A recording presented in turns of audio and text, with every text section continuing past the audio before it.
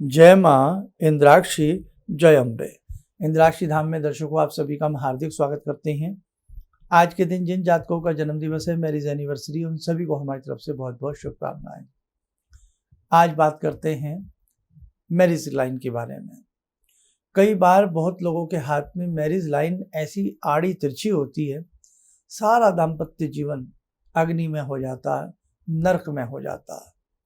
क्या रेखाएं इतना कुछ बता देती हैं? क्या रेखाएं बोलती हैं? अनेकों चर्चाएं इस अंक में होंगी। छोटा सा अंक रहेगा, जरूर सुनिएगा। बहुत लोगों के जीवन में मधुरता नहीं रहती, पति पत्नी में प्रेम नहीं रहता, या कई बार संधि विच्छेद हो जाता है। क्या कारण है? आज का ये सब्जेक्ट उस कारण का जवाब देगा। आइए पहले आज का पंचांग। 27 जून सन 2024, दिन बृहस्पतिवार, संवत 2081, आषाढ़ मास, कृष्ण पक्ष, तिथि षष्ठी, नक्षत्र शतविषा, राहु काल 1:30 से 3, दिशा सूर्य दक्षिण दिशा।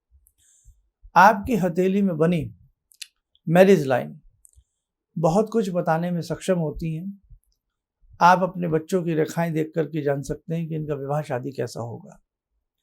जो व्यक्ति लव मैरिज के इच्छुक हों तो सारी चीज़ें, सारी घटनाएं आपकी हथेली में कैद होती हैं, इन रेखाओं में बंद होती हैं। बस उन सब रेखाओं को चलचित्रों के माध्यम से देखने की आवश्यकता होती है। हथेली में बनी विवाह रेखाएं कहाँ होती हैं? पहले आप अपने ध्यान से एक स्क्रीन के ऊपर हम चित्र दे रहे हैं, उसको देखें। आप देखें, ये मैरिज लाइन है। आड़ी तिरछी भी हो सकती हैं, नीचे को भी हो सकती हैं, ऊपर को भी हो सकती हैं, 2 भी हो सकती हैं, 3 भी हो सकती हैं, 4 भी हो सकती हैं। आपकी ये मैरिज लाइन है। और ये कहाँ होती हैं? लिटिल फिंगर, सबसे छोटी उंगली दिख रही है आपको? लिटिल फिंगर के नीचे मरकरी माउंट होता है, बुध पर्वत होता है, उस पे ये रेखाएं होती हैं। अब ये कतई मत मान लेना बेटा, अगर 4 रेखाएं तो 4 शादी होंगी। कई बार आप कुछ ऐसी बुक्स पढ़ लेते हैं कि साहब 4 रेखाएं तो 4 विवाह, 5 रेखाएं तो 5 विवाह। नहीं, ये मिथ्या है, ऐसा नहीं होता। लेकिन विवाह किसी के ज़्यादा भी होते हैं, उसके अनेक कारण होते हैं, वो सब्जेक्ट नहीं है। आज का सब्जेक्ट है आपकी हथेली में मैरिज लाइन यदि कमजोर है तो वो क्या फल देगी। पहली रेखा देखें, आपकी हथेली में बुध पर्वत के नीचे ये रेखा तार जैसी मुड़ी हो, जैसे तार मुड़ जाता है ऐसे ज़िगज़ैग वे। आपकी हथेली में ऐसी मैरिज लाइन है, शादी में विलंब होगा, और शादी हो भी गई तो लाइफ एक जगह स्थिर नहीं रह पाएगी। जैसे घड़ी का पेंडुलम टक टक टक, कभी इधर कभी उधर, और आवाज़ भी। तो तू मैं भी, कलह भी, और ज़िंदगी कभी उधर कभी उधर, कभी दूसरी शादी कर लें, कभी यहीं घर बसा लें। बड़ी आपदा वाली ज़िंदगी हो जाती है यदि आपकी हथेली में रेखा मुड़ी तोड़ी हो, मैरिज लाइन। अब ये कौन सा हाथ देखना चाहिए, ये भी बड़ी लोगों में वो रहती है। जिस हाथ को आप प्रयोग में लाते हैं, लिखने के काम में लाते हैं, मेन हाथ तो आपका वही माना जाता है। बहुत लोग लेफ्ट हैंडर भी होते हैं, तो फिर उनके लेफ्ट हैंड से ही बहुत सारी बातों का पता लगाया जाता है। अदरवाइज जो प्रचलित कहावत है कि महिलाओं का जो हाथ होता है लेफ्ट, पुरुषों का राइट, लेकिन ये भी इतना सच नहीं है। उसके लिए भी दोनों का राइट देखना चाहिए, दोनों का लेफ्ट भी देखना चाहिए, दोनों ही हाथ देख करके निष्कर्ष निकाला जाता। हाँ, इतना होता है कि महिला के राइट हैंड से उसके पति और बहुत सारी बातों का पता लगता है, पुरुष के लेफ्ट हैंड से उसकी पत्नी और उसके वैवाहिक जीवन, बहुत सारी बातों का पता लगता है। राइट हैंड से पुरुष के उसके आगामी जीवन, भविष्य की योजनाएं, भविष्य का फल, जीवन, धन, समृद्धि, जॉब, व्यवसाय, बहुत सारी चीज़ों का पता लगता है। ठीक है, चलिए, एक रेखा हुई। अब रेखा नमूना नंबर 2 देखें। अगर मैरिज लाइन के ऊपर कोई कट बना हो, क्रॉस जैसी आकृति बनी हो, देखें मैरिज लाइन के ऊपर क्रॉस बना है, स्पष्ट दिखता। या मैरिज लाइन को कोई तिर्यक रेखा, आड़ी रेखा, कोई उसको बिल्कुल काट रही हो, देखें मैरिज लाइन है लेकिन एक रेखा साइड से आई और उसको तलवार की तरह काट दिया। ऐसी कटी मैरिज लाइन भी यदि आपकी हथेली में होगी तो भी मैरिज में दिक्कतें रहेंगी, मैरिज में वो सुख नहीं रहेगा। और यदि छोटी छोटी कई मैरिज लाइन हो और वो आपस में जाकर के नीचे की तरफ जुड़ जाएं। देखें, ऊपर से 3 रेखाएं चल रही हैं, नीचे आकर के रेखाओं का शंकु सा बना और आपस में जुड़ी सी हो रही हैं। तो यदि ये रेखाएं भी किसी जातक के, जातिका के, किसी के भी हाथ में हों तो भी मैरिज के सुख में कमी आएगी। यस, बिल्कुल आएगी। वो बात नहीं रहेगी, या तो एक में, दोनों में से एक बीमार रहेगा, विचार नहीं मिलेंगे, दाम्पत्य जीवन विघटन के रूप में आ सकता है, दाम्पत्य जीवन में अग्नि लग सकती है, तू में कलह हो सकती है। और किसी किसी के हाथ में एक रेखा बड़ी होगी वहीं पर, वहीं एक रेखा छोटी होगी। इसका भी बड़ा गहरा तात्पर्य है साहब। किसी की हथेली में 2 रेखाएं बड़ी होंगी और उनके बीच में एक छोटी सी रेखा होगी। अब ये तय करना कैसे होगा कि ये मैरिज लाइन है और ये रेखाएं समानांतर रेखाएं हैं, तो वो अनुभव के आधार पर आपको आ जाएगा। तय यही होगा कि जो रेखाएं दोनों हाथों में, लेफ्ट में और राइट में, दोनों हाथों में एक स्थान पर समानांतर होंगी, उस एज में व्यक्ति का विवाह होगा। आप साहब एज कैसे पहचाने कि आपकी एज क्या होगी? वो फिर उस रेखा का हिसाब होता है। हृदय रेखा के और बुध पर्वत के की दूरी को नापा जाता है और उस दूरी के हिसाब से उस रेखा का आकलन करके एज बताई जाती है। लेकिन बेटे ध्यान रखना, अगर मैरिज लाइन कटी फटी है, मैरिज लाइन तलवार नुमा भी हो, जैसी तलवार होती है ना, नीचे से मोटी ऊपर जाकर के पतली। चलो नमूना दिखाते हैं आपको, देखें। मैरिज लाइन ऊपर से मोटी आ रही है, जहाँ उंगली है वहाँ की जड़ से मोटी आ रही है, आगे जाकर के पतली तलवार जैसी होगी, ऐसे घूम गई। देखो ऐसे ऐसे ऐसे घूम रही है ना, ऐसे। ये भी अच्छी नहीं होती। मन नहीं है बहुत निगेटिव बातें आपको बताने का, कभी आप अपना हाथ देखने लगे घबरा जाएं, क्योंकि कई रेखाएं ऐसी होती हैं जो आप गलत देख लेते हैं। आप जैसे स्वास्थ्य रेखा में बहुत लोग भ्रांति खाते हैं, बुध रेखा के रूप में भ्रांति खा जाते हैं, है ना। आयु रेखा में भ्रांति खा जाते हैं, मंगल रेखा उसके साइड में जा रही होती है तो भ्रांति खा जाते हैं। एक सब्जेक्ट हमने लिया था, बहुत लोगों ने सुना है कि आयु रेखा कम हो तो कम जिएगा व्यक्ति। गलत, ऐसा नहीं है, बिल्कुल नहीं है।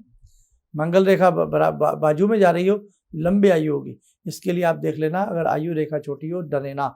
हमने एक सब्जेक्ट बनाया था कई साल पहले, वो देख लेना आप। तो आज के लिए मैं इतना ही समझता हूँ, नहीं तो घबरा जाएंगे आप। अभी तो रेखाओं का बहुत बड़ा खेल होता है। तो कई बार हम सोच लेते हैं कि हमारे घर में इतनी तू मैं क्यों होती है, हमारे पति हमसे प्यार क्यों नहीं करते, हमारी पत्नी हमसे प्यार क्यों नहीं करती, हम वैसे क्यों नहीं रहते जैसे सब लोग रहते हैं, क्या है? तो कहीं ना कहीं आपकी विवाह रेखा, आपकी मैरिज लाइन में कुछ तो गड़बड़ी है। अब वो ठीक कैसे हो? उसके लिए अनुभवी डॉक्टर चाहिए, उसके लिए अनुभवी कोई ना कोई आपको परामर्श चाहिए, जो देखेगा ऐसा क्यों हुआ है, इसके लिए क्या करना चाहिए। और देखो बेटे, खेल प्रारब्ध का है, खेल प्रारब्ध का है। प्रारब्ध जैसा पूर्व जन्म में हम बीज बो के आए हैं, आज उसकी हम फसल काट रहे हैं।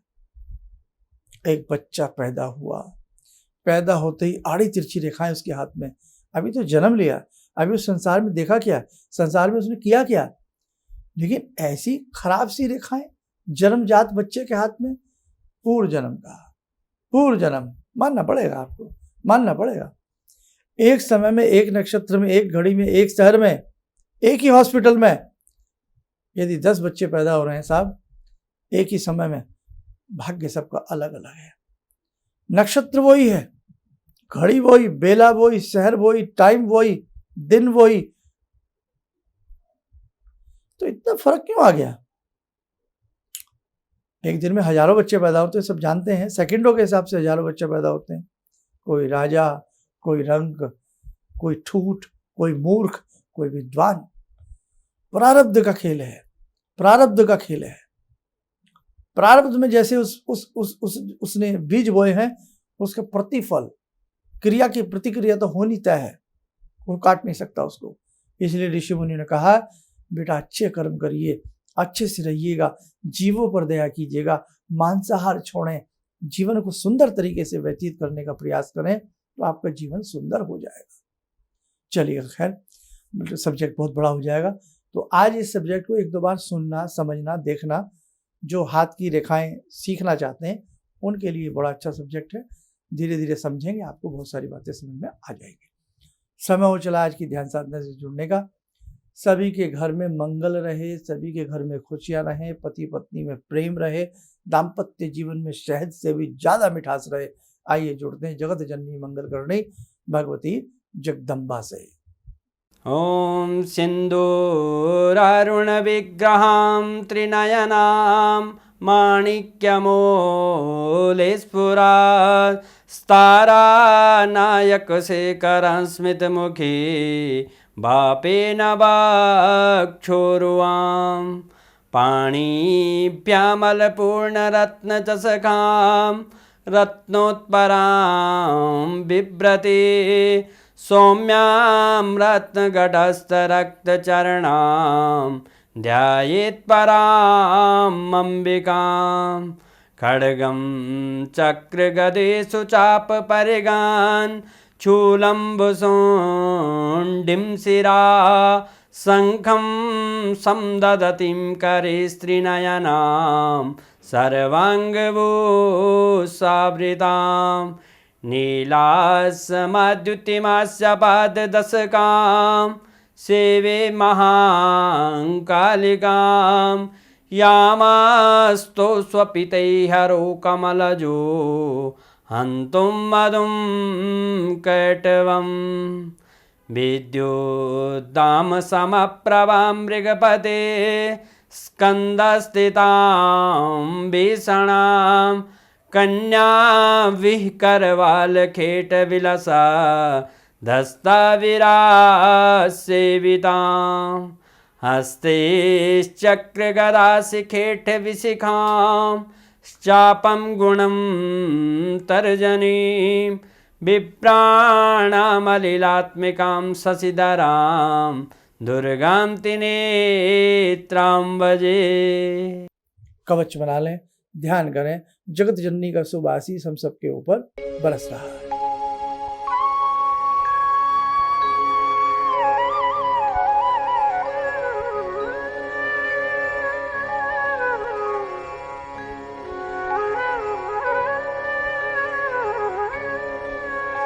ओम बोलते हुए नेत्र खोलें, सामान्य हो जाए।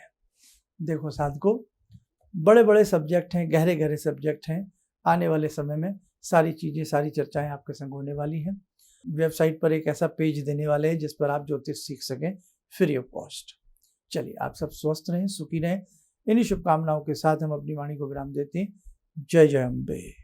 भगवान से जुड़ो, और भगवान से जुड़ने का जरिया आपने बताया, बहुत अच्छा लगा, बहुत धन्यवाद।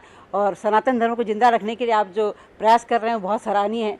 हम लोग को मौका मिला है, हम लोग भाग्यशाली हैं जो आपके करीब आने का हम लोग को मौका मिला है।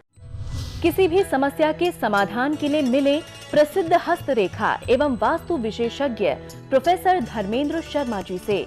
नोट: शिविर में भाग लेने हेतु एवं व्यक्तिगत रूप से मिलने के लिए कॉल करने का समय सुबह 10 बजे से शाम 6 बजे तक। हमारे विभिन्न ज्ञानवर्धक कार्यक्रम देखने के लिए आप हमें अभी सब्सक्राइब करें, बेल आइकन को प्रेस करें ताकि आप देख सकें हमारा कार्यक्रम सबसे पहले। और अधिक जानकारी के लिए फेसबुक पेज को लाइक करना न भूलें।